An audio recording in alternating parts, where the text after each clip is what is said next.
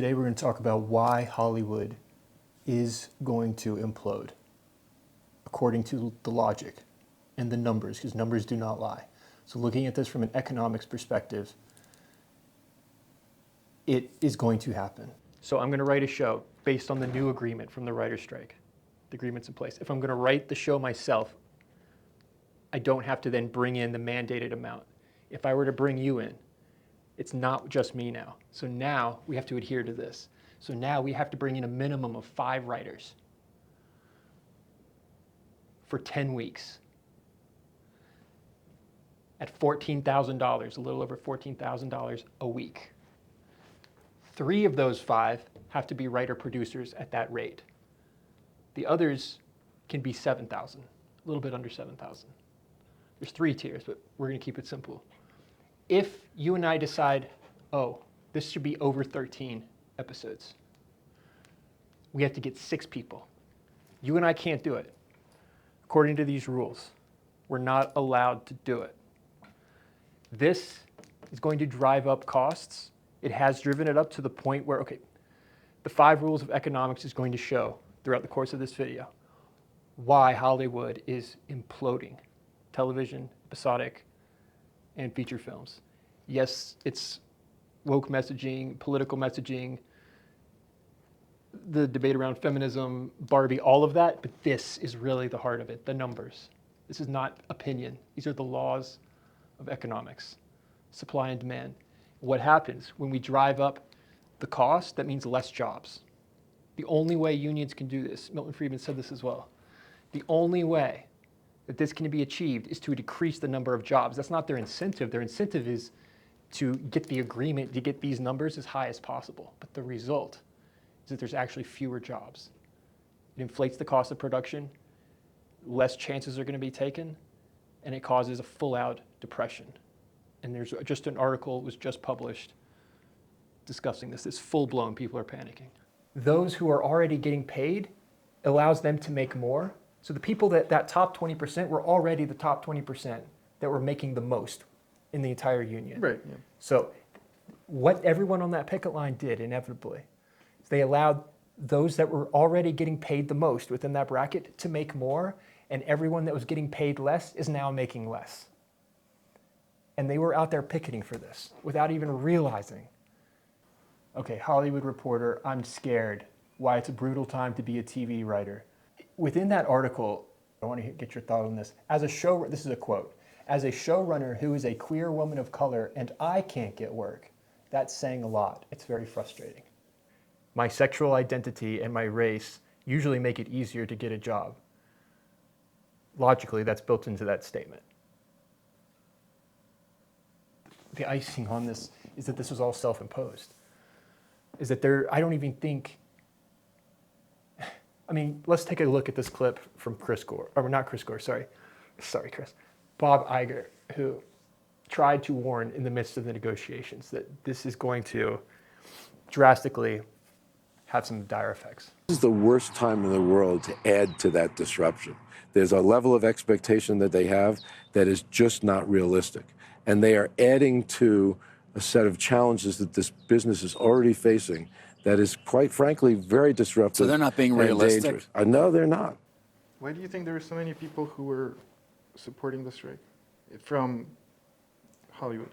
Economically, that is the best way to look at motivation. What's in an individual's financial interest? Well, they were job security. Right, and then the cost of living that when you go in places like LA and New York and you're trying to rent out an apartment, and you know what the costs are. It's a gig-to-gig economy. It's a very tough game, which is why I am very honest with students about this, and I try and make it clear that this is by definition a rigged game. So be wise in your decision when you choose what games you want to play. Now and all of this is not meant to be, I always end the class with this. This is not meant to be discouraging. If you talk about distribution and the unions, it just seems impossible, and it is. It's not meant to be discouraging, it's meant to be liberating. What's the alternative? Just go do it. Don't wait for permission. We make sense of the world through stories. So when you're on that picket line, You're participating in a story that you think is justified, and that story then blinds you to the reality. Unless someone can come along and provide you a better story that's actually grounded in truth. If you make a good enough movie, if it's a really good movie, they will come. People are going to want it. If you make a Reservoir Dogs, a Pulp Fiction, something That's that what I and mean. it Yeah, stands, that's a they're good not going to. example. I honestly think that if you had some fire at that level, no one can stop you. No one can stop story. No one can stop a really good story. That is the only leverage you have in this industry. That is the ultimate leverage in this industry, is when you have fire. They will, if people want it, they'll take it. I don't think that the union, they're going to be able to blacklist you. And then the ability to reach an audience today, you could go elsewhere. There's other platforms. Even if SAG were to be able to muddle your distribution to Hulu or what, you can, if it's fire, it will find an audience. You can reach an audience. I know that for sure. But there is debate around how much the unions can interfere. Numbers don't lie. And this is also indicative of something else that's happening across not just narrative filmmaking and television.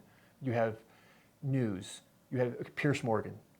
Some say he got fired, but I think moving to YouTube, he recognized a potential market as well. He recognizes that's the future. YouTube recently just surpassed trafficking numbers. I think the demographic was under 25, but starting last year, they're getting more traffic, YouTube, than Netflix, which there's a lot of competitors with Netflix. But I do believe that Netflix's biggest competitor is YouTube. Hulu's biggest competitor is not Netflix, it's YouTube. And see, this is going to implode. If it's not Daily Wire, it will be something like that. Someone who says, we're not going to go union, whatever. We don't care about what we're going to go do our own thing, let the marketplace decide. And if they don't nail it on this one, someone else will. I'm rooting for them, and I hope they do for this very reason, because this is so important. Which is why I've said it's Daily Wire versus the world, and this has larger ramifications. Is Daily Wire really the only?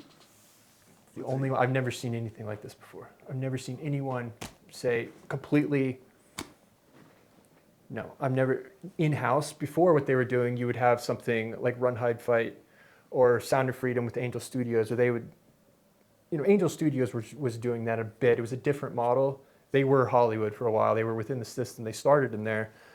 And you could say that about Jeremy Boring. He was, within the industry for a bit, but they're outside. They've got nothing to lose in that sense. That's why you have all these people in Hollywood that won't speak and won't go step over line, because that's how unions maintain their power. When they're striking, if you take a job while we're on strike, you get blacklisted. That's how they, what do you think happens during a strike? That's how they're able to strike. I don't like that. It's not going to sustain. So I hope Daily Wire can do this, and I think this is bigger than the Pendragon cycle. It's bigger than one company. This is a battle for the stories that we tell.